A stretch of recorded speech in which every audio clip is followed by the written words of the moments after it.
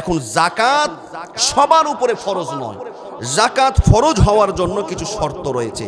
জাকাত কাদের উপরে ফরজ, খুব সংক্ষেপে আমি বলছি শুনুন।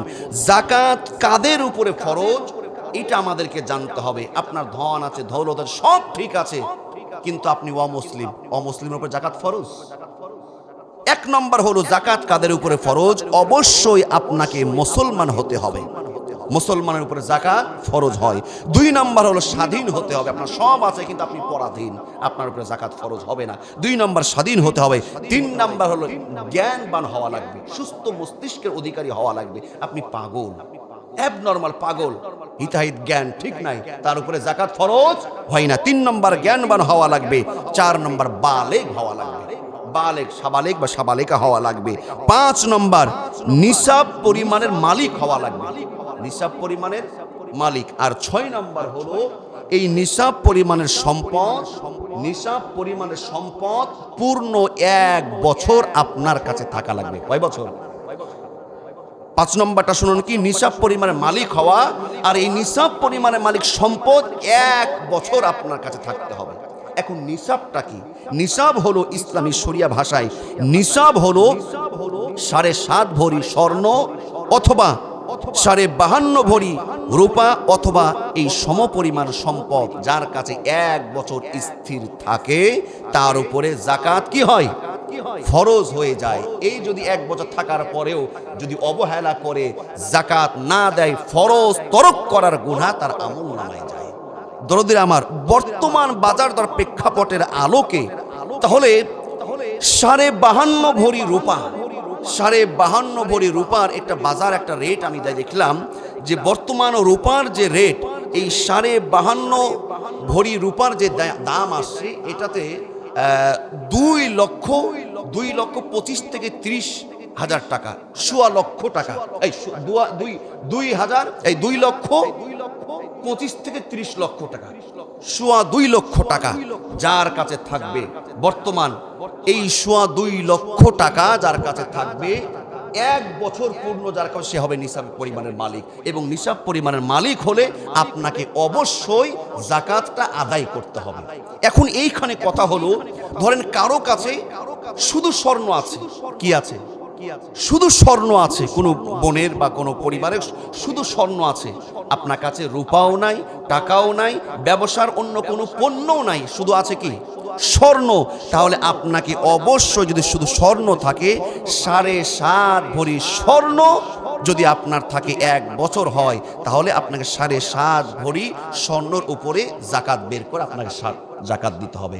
যদি আপনার কাছে রূপা আছে, শুধু চাঁদি রূপা আছে, স্বর্ণ নাই, টাকা নাই, ব্যবসায়িক অন্য কোনো মূল্যও নাই, পণ্য নাই, শুধু আছে কি? রূপা।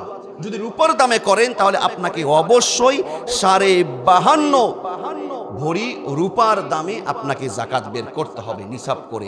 এখন আপনার কাছে কিছু টাকা আছে, কিছু রূপা আছে, কিছু স্বর্ণ আছে, ব্যবসা কিছু পণ্য আছে, সব কিছু মিলে আপনার কাছে যদি 7.5 ভরি স্বর্ণ অথবা 52.5 ভরি রূপার দাম আসে, সেই দামে অনুযায়ী আপনাকে 40 ভাগের 1 ভাগ, শতকরা 2.5% আল্লাহর জন্য জাকাত দান সদকা ব্যয় করতে হবে। ঠিক না ব্যাঠিক? এটা আমরা মনে রাখবো। আর একটা বিষয় শোনেন, আর একটা জটিল একটা মাসাল অনেকে ভুল করে, সেটা হলো ব্যবসায়ী ভাইদের যে ব্যবসার কিছু সামগ্রী থাকে, যে পণ্য থাকে, কোন পণ্যগুলোর উপরে জাকাত আসে। আপনার যে আপনি জাকাতটা দেবেন, ধরেন আপনার একটা গার্মেন্টস আছে, সেই গার্মেন্টসে দেখা যাচ্ছে মেশিং আছে আপনার লক্ষ লক্ষ কোটি কোটি টাকা দাম আছে না, এই রকম আছে। আপনার একটা শোরুম আছে, সেখানে আপনার শত শত ট্রাক আছে, বাস আছে। মনে রাখবেন, বিক্রয়যুক্ত পণ্যর উপরে জাকাত হয়। এখন আপনার শোরুমে 20টা ট্রাক আছে, এর উপরে কি হবে? জাকাত হবে। কিন্তু আপনার আছে, আপনার একটা বড় গার্মেন্টস আছে, আপনার গার্মেন্টসের ধরেন 20টা ট্রাক আছে, আপনার মালামালগুলো সরবরাহ করো, কাজে নিয়োজিত আছে, ওই 20টা ট্রাক যারা পরিবহনে আছে তার উপরে জাকাত আসবে না। ধরেন আপনার দোকানের কম্পিউটার 100,000 কম্পিউটার আছে, ওই কম্পিউটারের উপরে জাকাত দিতে হবে। কিন্তু আপনার একটা অফিস আছে, ওখানে শত শত হাজার কম্পিউটার আপনার কাজ হয়, এটা বিক্রয়যুক্ত নয়, তাহলে এর উপরে যাকাত আসবে না। দরদির আমার, সর্বশেষ কথা হলো এই যাকাত আমরা কাদেরকে দেব? এই যাকাত নির্দিষ্ট ব্যক্তি কারা? আল্লাহ কোরআনে খাত করে দিয়েছেন। আল্লাহ সুবহানাহু ওয়া তাআলা তিনি বলেন, ইন্নামাস সাদাকাতু লিল ফুকারা'i ওয়াল মাসাকিনি ওয়াল আমিলিনা আলাইহা ওয়াল মুআল্লাফাতি কুলুবুহুম ওয়া ফির রিকাবি ওয়াল গারিমিনা ওয়া ফি সাবিলিল্লাহি ওয়া ইবনিস সাবিল ফারিদাতাম মিনাল্লাহ আল্লাহু আলিমুন হাকীম। বলি সুবহানাল্লাহ। 9 নম্বর সূরা সূরাতুত তাওবার 60 নম্বর আয়াত। এইখানে দেখবেন আল্লাহ রাব্বুল আলামিন যাকাতের 8টি খাতের বর্ণনা করেছে। কয়টি খাত? যাকাতের খাত কয়টি?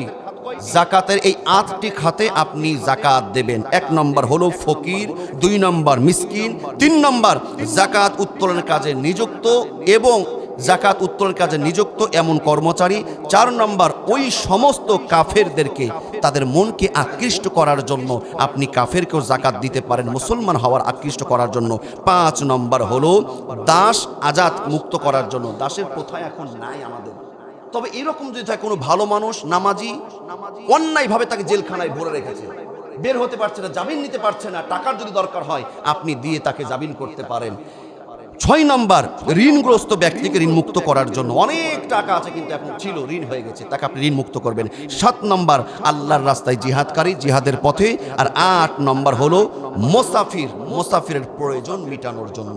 মুসাফির হালতে আছে কিন্তু তার হয়তো টাকা আছে নিজ জায়গায়, নিজ স্থানে, জন্মস্থানে, কিন্তু মুসাফির বিপদগ্রস্ত, এই রকম অভাবী মুসাফিরকেও আপনি আমি যাকাত দিতে পারবো। কোরআনের এই সূরা তাওবার 60 নম্বর আয়াতের ভিত্তিতে এই 8 শ্রেণীর মানুষকে আমরা যাকাত প্রদান করব ইনশাআল্লাহ। সম্মানিত হাজিরিন, এইখানে অনেক প্রতিবেশী দেখবেন, অনেক প্রতিবেশী আছে যারা অভাবী কিন্তু মানুষকে বলতে পারে না, অভাবী মানুষের কাছে হাত পাততে পারে না।